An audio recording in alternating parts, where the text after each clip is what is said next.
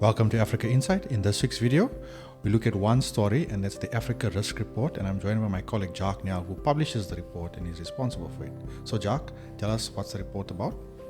Thanks for the invitation, Jervin. So the Africa Risk Report, to keep it very brief, is where we use our in-house country scorecards, and with these we assign scores to several African countries on various risk metrics. And this report shows how we track those scores and discuss the biggest changes in scores over the past quarter. That's interesting, Jacques. The thing that jumps out to me immediately, and I think most people, will be the title. It's titled Rising Stars and Comeback Kids. Can you tell us what this is all about? Yes, there were some pretty positive movements over the past quarter, so we decided to focus on those. The rising star here refers to Côte d'Ivoire. That economy is expanding really well, between 5 and 6% at the moment. It benefits from its franc pegged to the euro, so monetary stability. But over the past quarter, the country has also made a lot of progress in diversifying its exports away from cocoa and into gold and oil. A lot of investment taking place in that country, so that's sort of the rising star. The comeback kids there refers to Ethiopia. A lot of trouble still in that economy, but over the past quarter, the major reforms that the government has implemented and maintained is having some real positive impact on the country, specifically the liquidity situation. And other comeback kids to mention, Ghana and Zambia just coming off their debt restructuring, and especially Ghana is showing some positive results in the hard data.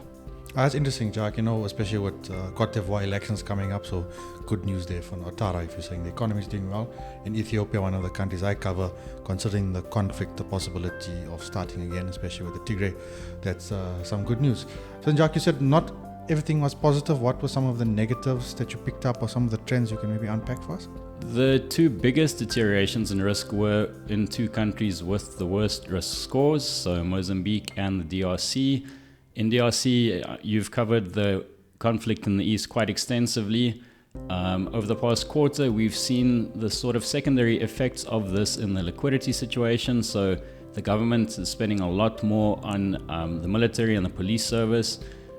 So the first score situation is deteriorating quite significantly there, and a lot of the forex is being used to fund that war. So in addition to sort of the cobalt ban that's stopped a significant revenue inflow, liquidity is looking really bad in the DRC.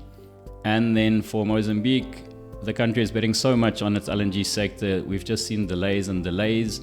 The current account's well into double-digit territory. So they really depend on that LNG project getting off the ground, and we've seen further delays. So that's a real problem and a major source of risk for that country. Sure. I think that's really interesting, and the report sounds really interesting, Jacques, but I think let's leave it at that. Thank you for joining Africa Insight this week. If you'd like more information on our products or services, please visit our website or socials.